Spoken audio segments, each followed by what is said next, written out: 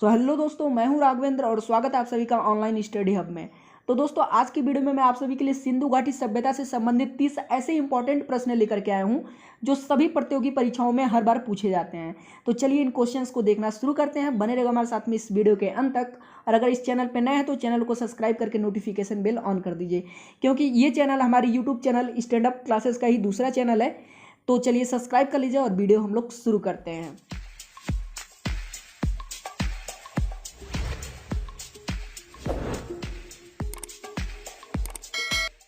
तो यहाँ पे सिंधु घाटी सभ्यता से संबंधित जो हमारा सबसे पहला प्रश्न दिया हुआ है दोस्तों, वो है सिंधु घाटी सभ्यता के शहरों की गलियाँ कैसी थीं। तो सिंधु घाटी सभ्यता के शहरों की गलियाँ कैसी थी, तो वो थी चौड़ी और सीधी। ऑप्शन ए जो है हमारा वो बिल्कुल सही है, याद कर लीजिएगा। चलिए अगला प्रश्न देख लेते हैं। तो हमारा अगला प्रश्न है, हड़प्पा के खंडहर निम्नलिखित में से किस नदी के तट पे पाए जाते हैं। तो जो हड़प्पा के खंडहर हैं, ठीक है, वो निम्नलिखित में से रावी नदी के तट पे पाए जाते हैं। तो हमारा ऑप्शन नंबर ए बिल्कुल सही है, याद कर लीजिएगा। चलिए अगला प्रश्न देखिए। तो हमारा अगला प्रश्न है, मोहनजोदड़ो के खंडहर निम्नलिखित में से किस नदी के तट पर पाए जाते हैं। तो मोहनजोदड़ो के खंडहर निम्नलिखित में से किस नदी के तट पर पाए जाते हैं, तो वो पाए जाते हैं आपके सिंधु नदी के, ठीक है, याद कर लीजिएगा। ऑप्शन नंबर डी जो है हमारा वो बिल्कुल करेक्ट है। चलिए अगला प्रश्न देखिए। अगला प्रश्न है, मोहनजोदड़ो में सबसे बड़ा भवन कौन सा है। तो मोहनजोदड़ो में सबसे बड़ा भवन कौन सा है, तो जो धान्यागार है, ठीक है, तो जो मोहनजोदड़ो में जो धान्यागार है वो मोहनजोदड़ो का सबसे बड़ा भवन है, ठीक है, याद कर लीजिएगा। ऑप्शन नंबर बी जो है हमारा वो बिल्कुल करेक्ट है। चलिए अगला प्रश्न देखिए। तो हमारा अगला प्रश्न है, विशाल स्नानागार यानी ग्रेट बाथ कहाँ मिला था। तो जो विशाल स्नानागार है जिसे हम लोग ग्रेट बाथ कहते हैं, वो कहाँ पे मिला था, तो वो मिला था आपका मोहनजोदड़ो में, ठीक है, याद कर लीजिएगा। ऑप्शन नंबर डी है जो हमारा वो बिल्कुल करेक्ट है। कहाँ पे मिला था विशाल स्नानागार यानी ग्रेट बाथ, वो मिला था आपका मोहनजोदड़ो में। ऑप्शन नंबर डी बिल्कुल करेक्ट है। चलिए अगला प्रश्न देखिए। तो हमारा अगला प्रश्न है, सिंधु घाटी सभ्यता की लिपि कौन सी है। तो मैं आपको बता दूं कि जो सिंधु घाटी सभ्यता की लिपि है वो अभी तक जो है ज्ञात नहीं है, ठीक है, मतलब अभी तक पूर्ण रूप से ज्ञात नहीं है। तो यहाँ पे जो हमारा ऑप्शन नंबर डी है वो बिल्कुल करेक्ट है, ठीक है। चलिए अगला प्रश्न देख लीजिए। तो हमारा अगला प्रश्न है, देवी माता की पूजा संबंधित थी। तो देवी माता की पूजा किससे संबंधित थी। चलिए मैं आपको बता देता हूँ कि जो देवी माता की पूजा थी वो आपकी सिंधु घाटी सभ्यता के साथ संबंधित है, ठीक है, याद कर लीजिएगा। तो देवी माता की पूजा किससे संबंधित है, सिंधु घाटी सभ्यता के साथ में। चलिए अगला प्रश्न देख लेते हैं। तो हमारा अगला प्रश्न है, सिंधु घाटी सभ्यता के पतन नगर यानी बंदरगाह कौन सा था। तो सिंधु घाटी सभ्यता के जो है बंदरगाह कौन सा था। तो जो सिंधु घाटी सभ्यता का जो आपका बंदरगाह था वो था आपका लोथल, और ये मैंने आपको पहले भी पढ़ा है, ठीक है। तो ऑप्शन नंबर बी जो है हमारा वो बिल्कुल करेक्ट है। तो सिंधु घाटी सभ्यता के पतन नगर कौन सा था, वो था आपका लोथल, ठीक है, याद कर लीजिएगा। चलिए अगला प्रश्न देखिए। तो हमारा अगला प्रश्न है, सिंधु घाटी के लोगों के एक महत्वपूर्ण रचना निम्नलिखित में से किसकी मूर्ति है। देखिए ये भी आपके लिए काफी इंपॉर्टेंट क्वेश्चन है, हर बार एग्जाम में आते हैं। तो सिंधु घाटी के लोगों की एक महत्वपूर्ण रचना निम्नलिखित में से किसकी मूर्ति है, तो वो है आपकी नृत्य करती हुई मूर्ति, ठीक है, किसकी मूर्ति है, नृत्य करती हुई मूर्ति। ऑप्शन नंबर डी बिल्कुल करेक्ट है, याद कर लीजिएगा। चलिए अगला प्रश्न देख लेते हैं। तो हमारा अगला प्रश्न है, लोथल नामक स्थान पर निम्नोक्त जो है सभ्यताओं में से किसका जहाजी माल घाट था। तो लोथल जो है नामक स्थान पे निम्नोक्त जो है सभ्यताओं में से किसका जहाजी माल घाट था, तो वो था आपका सिंधु घाटी का, ठीक है, याद कर लीजिएगा। ऑप्शन नंबर ए जो है वो बिल्कुल करेक्ट है। चलिए अगला प्रश्न देख लेते हैं। तो अगला प्रश्न है, मोहनजोदड़ो में सबसे बड़ी इमारत कौन सी है। ये भी आपके लिए बेहद महत्वपूर्ण प्रश्न है, हर बार एग्जाम्स में पूछे जाते हैं। तो मोहनजोदड़ो में सबसे बड़ी इमारत कौन सी है, तो मोहनजोदड़ो में जो सबसे बड़ी इमारत है वो है आपका ग्रेट ग्रेनरी। कौन सा है, ग्रेट ग्रेनरी, ठीक है। ऑप्शन नंबर बी जो है हमारा वो बिल्कुल करेक्ट है। चलिए अगला प्रश्न देख लीजिए। अगला प्रश्न है, सिंधु अर्थव्यवस्था की ताकत थी। तो सिंधु अर्थव्यवस्था की ताकत क्या थी, तो कृषि थी, ठीक है, वहां के लोग अधिकतर जो है कृषि करते थे और व्यापार करते थे। चलिए अगला प्रश्न देख लेते हैं। तो यहाँ पे ये चीज आप लोग याद रखिएगा कि सिंधु अर्थव्यवस्था की जो ताकत थी वो क्या थी, कृषि थी। ऑप्शन नंबर ए जो है वो बिल्कुल करेक्ट है। चलिए अगला प्रश्न देख लेते हैं। तो हमारा अगला प्रश्न है, सिंधु घाटी की सभ्यता के लोग किसकी पूजा करते थे। ये क्वेश्चन मैं आपको बहुत बार पढ़ा चुका हूँ और ये अक्सर हर एग्जाम में पूछे जाते हैं, ठीक है, हर कॉम्पिटिटिव एग्जाम्स में पूछे जाते हैं। तो सिंधु घाटी सभ्यता के लोग किसकी पूजा करते थे, तो वो लोग किसकी पूजा करते थे, वो करते थे पशुपति की पूजा, ठीक है। ऑप्शन नंबर बी जो है वो बिल्कुल करेक्ट है। अगला प्रश्न देख लेते हैं। तो हमारा अगला प्रश्न है, हड़प्पा टीले का सर्वप्रथम उल्लेख किसके द्वारा किया गया।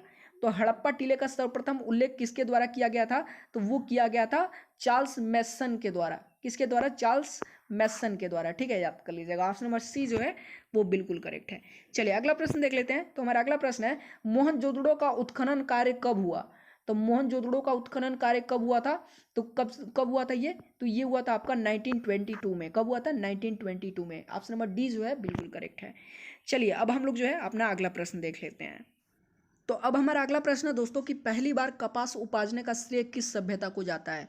तो पहली बार जो है कपास उपाजने का श्रेय किस सभ्यता को जाता है, यानी पहली बार जो है कपास का जो है उत्पादन किस सभ्यता में हुआ था? किस सभ्यता में हुआ था? सिंधु घाटी सभ्यता में, ठीक है, याद कर लीजिएगा। ऑप्शन नंबर ए जो है बिल्कुल करेक्ट है। चलिए अगला प्रश्न देख लीजिए। अगला प्रश्न है सिंधु सभ्यता के लोग किस धातु से अपरिचित यानी अनफैमिलियर थे? ये क्वेश्चन भी मैं आपको कई बार पढ़ा चुका हूँ और आपके एग्जाम के लिए जो है बेहद महत्वपूर्ण है। जितने भी कम्पिटिटिव एग्जाम्स हैं अक्सर सभी एग्जाम्स में पूछे जाते हैं। तो सिंधु सभ्यता के लोग किस धातु से अपरिचित थे, जरा बताइए मुझे। अनफैमिलियर थे, तो वो जो है लोहा से अनफैमिलियर थे, ठीक है। तो उस समय जो है लोहा का अभी आविष्कार नहीं हुआ था, तो सिंधु घाटी के जो लोग थे, ठीक है, सिंधु सभ्यता के, वो लोग लोहा से अनफैमिलियर थे यानी अपरिचित थे। चलिए अगला प्रश्न देख लेते हैं। तो अगला प्रश्न है सिंधु घाटी सभ्यता में तराजू कहाँ से पाया गया? तो सिंधु घाटी सभ्यता में जो है तराजू कहाँ पाया गया, यानी नाप तौल का भी जो है काम उस समय होता था, ठीक है। तो उसी समय से नाप तौल का काम भी जो है उस समय पाया गया, तराजू पाया गया था आपका। तो वो कहाँ पे पाया गया था? ये पाया गया था आपके लोथल में, ठीक है। ऑप्शन नंबर ए जो है वो बिल्कुल करेक्ट है। तो सिंधु घाटी सभ्यता में जो है लोथल में जो है आपका तराजू पाया गया था। चलिए अगला प्रश्न देख लेते हैं। अगला प्रश्न है हमारा सिंधु घाटी सभ्यता के लोगों का मुख्य भोजन क्या था? ये भी मैं आपको कई बार करा चुका हूँ और आपके एग्जाम में भी जो है कई बार पूछा जा चुका है, सभी कम्पिटिटिव एग्जाम्स में पूछे जाते हैं। तो सिंधु घाटी सभ्यता के लोगों का मुख्य भोजन क्या था, जरा बताइए मुझे। तो वो था आपका गेहूं और जौ, ठीक है। ऑप्शन नंबर ए जो है बिल्कुल करेक्ट है।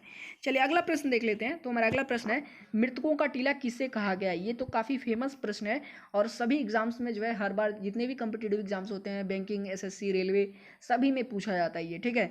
तो मृतकों का टीला किसे कहा गया है? तो मृतकों का टीला मोहनजोदड़ो को कहा गया है, ठीक है, याद कर लीजिएगा। ऑप्शन नंबर सी जो है वो बिल्कुल करेक्ट है, ठीक है। चलिए अगला प्रश्न देख लीजिए। तो हमारा अगला प्रश्न है दोस्तों हड़प्पा सभ्यता का कुल क्षेत्रफल कितना है? ये भी आपके लिए बेहद महत्वपूर्ण प्रश्न है। तो हड़प्पा सभ्यता का कुल क्षेत्रफल कितना है, जरा बताइए मुझे। तो वो है आपका टोटल 13 लाख वर्ग किलोमीटर। कितना है? 13 लाख वर्ग किलोमीटर। तो जो हमारा ऑप्शन नंबर डी है वो बिल्कुल करेक्ट है। चलिए अगला प्रश्न देख लेते हैं। तो हमारा अगला प्रश्न है सिंधु घाटी की सभ्यता का स्थल कालीबंगा कहाँ स्थित है? तो सिंधु घाटी सभ्यता का जो स्थल कालीबंगा है वो कहाँ पे स्थित है? तो वो स्थित है आपके राजस्थान में। कहाँ पे? लोथल कहाँ, सॉरी, कालीबंगा कहाँ पे स्थित है? तो कालीबंगा जो कि सिंधु घाटी सभ्यता का स्थल है ये स्थित है आपका राजस्थान में। ऑप्शन नंबर सी बिल्कुल करेक्ट है, याद कर लीजिएगा। ऐसे ही प्रश्न हमेशा एग्जाम्स में पूछे जाते हैं। चलिए अगला प्रश्न देखिए। अगला प्रश्न है सिंधु घाटी सभ्यता में कितने नगर थे? तो सिंधु घाटी सभ्यता में टोटल कितने नगर थे, जरा बताइए मुझे। चलिए मैं आपको बता देता हूँ कि सिंधु घाटी सभ्यता में टोटल 6 नगर थे। कितने थे? 6। ऑप्शन नंबर बी जो है बिल्कुल करेक्ट है। अगला प्रश्न देखिए। अगला प्रश्न हमारा सिंधु घाटी में कितनी राजधानियां थी? तो सिंधु घाटी सभ्यता में कितनी राजधानियां थी, जरा बताइए मुझे। चलिए मैं आपको बता देता हूँ कि सिंधु घाटी में टोटल कितनी राजधानियां थी। तो वो थी टोटल 2। कितनी राजधानियां थी? 2 राजधानियां थी। ऑप्शन नंबर बी जो है बिल्कुल, सॉरी, एक जो है वो बिल्कुल करेक्ट है। अगला प्रश्न देख लेते हैं। तो हमारा अगला प्रश्न है हड़प्पा सभ्यता किस युग की थी? तो हड़प्पा सभ्यता किस युग की थी, जरा कमेंट करके बताइए मुझे। चलिए मैं आपको बता देता हूँ कि जो हड़प्पा सभ्यता थी वो आपकी कांस्य युग की थी। कब की है? कांस्य युग की, ठीक है। तो जो हड़प्पा सभ्यता है वो किस युग की है? वो कांस्य युग की है, ठीक है। ऑप्शन नंबर ए जो है वो बिल्कुल करेक्ट है। अगला प्रश्न देख लेते हैं। अगला प्रश्न है हड़प्पा सभ्यता के निवासी थे। तो हड़प्पा सभ्यता के निवासी कैसे थे? ऑप्शन नंबर ए जनजातीय थे कि या फिर जो है ग्रामीण थे या फिर शहरी थे या फिर खानाबदोश थे, जरा बताइए मुझे। चलिए मैं आपको बता देता हूँ कि जो हड़प्पा सभ्यता के निवासी थे वो जो है शहरी थे। क्या थे? शहरी थे। चलिए अगला प्रश्न देख लेते हैं। तो हमारा अगला प्रश्न है निम्नलिखित में से किस पदार्थ का उपयोग हड़प्पा काल की मुद्राओं के निर्माण में मुख्य रूप से किया गया था?